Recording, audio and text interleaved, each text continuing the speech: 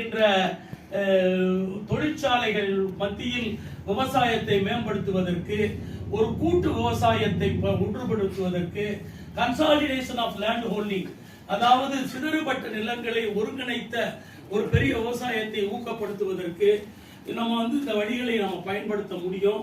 அதற்காக இந்த விவசாயிகளை பக்குவப்படுத்துவதற்கு இந்த ஒரு திட்டம்.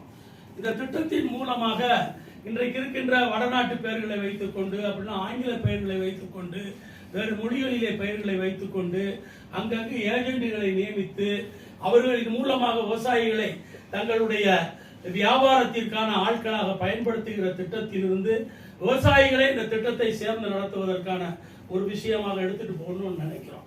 இதுல 2 விஷயங்கள் முக்கியமான விஷயம். ஒன்று விவசாயம் என்பது இந்த சூழலையும் காலநிலையும் மாற்றுகின்ற ஒரு தொழில் அல்ல. மாறுபட்ட சூழலுக்கும் மாறுபட்ட காலநிலைகளிலும் பாதிக்கப்படுகின்ற ஒரு தொழில் விவசாயம்.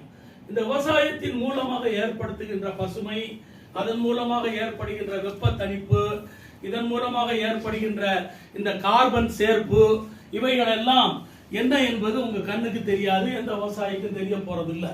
பட் அந்த விவசாயிகள் இதை புரிய வைத்து அவர்களை எல்லாம் ஒருங்கிணைத்து ஒரு திட்டத்தில் கொண்டு வருவதற்கான ஒரு முயற்சி. இந்த முயற்சி எவ்வளவு வெற்றி அடையும் என்பது என்னால சொல்ல முடியாது. எந்த அளவிற்கு விவசாயிகள் இதுல பங்கெடுக்கிறார்களோ அந்த அளவுக்கு இது முடியும். விவசாயிகள் பங்கெடுப்பதற்கு பல்வேறு உபாயங்கள் இருக்கின்றன. அதையெல்லாம் நாம் இதில் பயன்படுத்த முடியாது.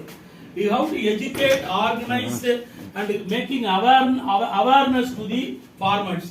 அவர்களை கல்விமயப்படுத்த முடியும், அவர்களுக்கு உற்சாகத்தை கொடுக்க முடியும், இந்த திட்டத்தை பற்றி விளக்க முடியும், அதன் மூலமாக இந்த பலாபலன்களை எடுத்துட்டு போகணும்னு சொல்ல முடியும்.